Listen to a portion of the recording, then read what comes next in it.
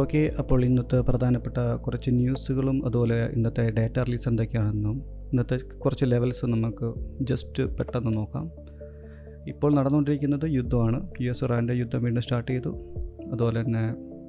അതുകൊണ്ട് തന്നെ ഗോൾഡ് പ്രധാനമായിട്ടും ഈ വന്ന 12 ദിവസത്തെ നൈറ്റ് സ്ട്രൈക്ക് പൂർത്തിയാക്കി ടാർഗറ്റ് ത്രെഡ്സ് തുടരുന്നു. അതുപോലെ ഇതിൽ പ്രധാനമായിട്ടും ഗോൾഡൻ ഒരു നല്ലൊരു ഇൻവെസ്റ്റ്മെൻ്റ് ആയിട്ട് കണ്ടുകൊണ്ട് ഗ്ലോബൽ ഇൻവെസ്റ്റേഴ്സ് ഇപ്പോൾ കൂടുതൽ ഗോൾഡിലേക്ക് ഇൻവെസ്റ്റ് ചെയ്യുന്നതുകൊണ്ടാണ് ഇപ്പോൾ ഗോൾഡ് കയറുന്നതെന്നുള്ളതാണ് ഒരു കാരണം. രണ്ടാമത്തെ നോക്കിക്കഴിഞ്ഞാൽ 2 റൂട്ട് ഹോർമോസും ബാബൽ മന്ദീപ് 2 റൂട്ടും റിസ്കിലാണ്. അതുകൊണ്ട് തന്നെ ക്രൂഡ് ഓയിലിൻ്റെ കാര്യത്തിലും റിസ്ക് ഉള്ളതുകൊണ്ട് ക്രൂഡ് ഓയിൽ റേറ്റ് കൂടുകയാണ്. പിന്നെ നോക്കുകയാണെങ്കിൽ ഇന്ത്യയുടെ അവസ്ഥ, നിഫ്റ്റി താഴെ പോയി. കാരണം വേറെ ഒന്നുമല്ല, ക്രൂഡ് ഓയിലിൻ്റെ വില കൂടുന്നതിനനുസരിച്ച് റുപ്പീസും അതുപോലെ ഇടിയുകയാണ്. സോ ഇതാണ് പ്രധാനപ്പെട്ട ന്യൂസ് സൈഡ്. ഓക്കെ, അപ്പോൾ ഇന്നത്തെ ഡാറ്റ റിലീസ് നോക്കുകയാണെങ്കിൽ 5:45 ECBയുടെ റേറ്റ് ഡിസിഷൻ വരുവാണ്. അതായത് ഇൻട്രസ്റ്റ് റേറ്റ് അവരുടെ ഇന്നത്തെ കൂട്ടണോ കുറയ്ക്കണോ എന്നുള്ളതിനെക്കുറിച്ചാണ്. ഇന്ന് 2.25 ഇപ്പോഴത്തെ നിലവിലുള്ളതിൽ തന്നെ തുടരാനാണ് സാധ്യത എന്ന് വിശ്വസിക്കുന്നു. സപ്പോസ് അത് കൂടി, അതായത് അവർ ഇൻട്രസ്റ്റ് റേറ്റ് കൂട്ടുകയാണെങ്കിൽ, അതായത് ഇൻഫ്ലേഷൻ കൂടുതലാണ്, ഇൻട്രസ്റ്റ് റേറ്റ് കൂട്ടുകയാണെങ്കിൽ ഓട്ടോമാറ്റിക്കലി USD ഇന്ന് വളരെയധികം ബുള്ളിഷായിരിക്കും. പിന്നെ വരുന്ന 6 മണിക്കുള്ള ജോബ്ലെസ് ക്ലെയിം ഡാറ്റയാണ്. അതും എന്താ പറയുക, തൊഴിലില്ലായ്മ കുറയുകയാണെങ്കിൽ USD കയറും, ഗോൾഡ് ഇറങ്ങും.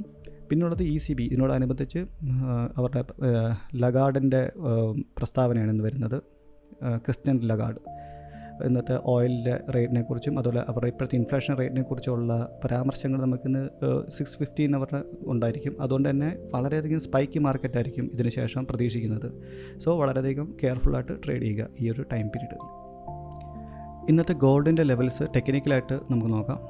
ഇന്നത്തെ ടെക്നിക്കലായിട്ട് നമുക്ക് നോക്കിക്കഴിഞ്ഞാൽ 4150, 4180 മുകളിലോട്ട് ബ്രേക്ക് ഔട്ട് ചെയ്ത് പോവുകയാണെങ്കിൽ, അതായത് ഇന്ന് ഹോൾഡ് ചെയ്യുകയാണെങ്കിൽ മാർക്കറ്റ് വീണ്ടും ഒരു ബുള്ളിഷായിട്ടാണ് കാണുന്നത്.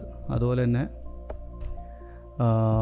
മാർക്കറ്റ് 4085-80 ഇതിൻ്റെ താഴത്തോട്ട് ഇന്ന് ബ്രേക്ക് ഔട്ട് ചെയ്ത് ഹോൾഡ് ചെയ്യുകയാണെങ്കിൽ മാർക്കറ്റ് ഒരു ബെയറിഷ്, അതായത് മാർക്കറ്റ് ഇത്ര ഹൈ വന്ന് ഒരു ബെയറിഷിലോട്ട് പോകാനുള്ളൊരു സാധ്യത നമുക്ക് കാണുന്നുണ്ട്. അങ്ങനെ ബിറ്റ് കോയിൻ്റെ ഇന്നത്തെ ലെവൽസ് നോക്കുകയാണെങ്കിൽ 64,500 സപ്പോർട്ട് ലെവൽ. അതുപോലെ ബ്രേക്ക് ഔട്ട് ലെവൽ 67,000. ഇതിന് താഴത്തോട്ടാണ് മാർക്കറ്റ് ഇന്ന് പോകുന്നെങ്കിൽ ഒരു ബെയറിഷ് മാർക്കറ്റ് നമുക്ക് ഉദ്ദേശിക്കാം.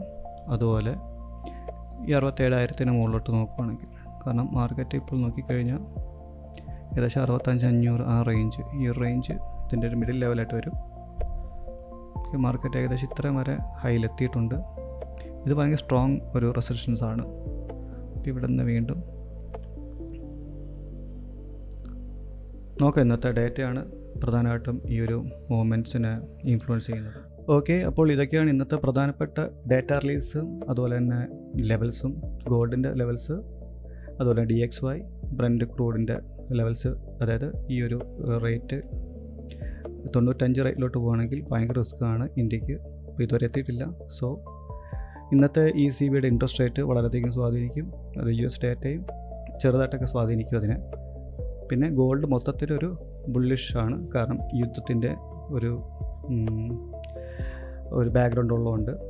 സോ എന്തായാലും ഇന്നത്തെ ഡേറ്റയ്ക്ക് ശേഷമായിരിക്കും ഹോൾഡിങ്ങും അതുപോലെ തന്നെ ഗോൾഡിന് ഏത് സ്ട്രക്ചർ ചേഞ്ച് വരുമോ ഇല്ലയോ എന്നുള്ളതൊക്കെ നമുക്കറിയാൻ കഴിയുള്ളൂ.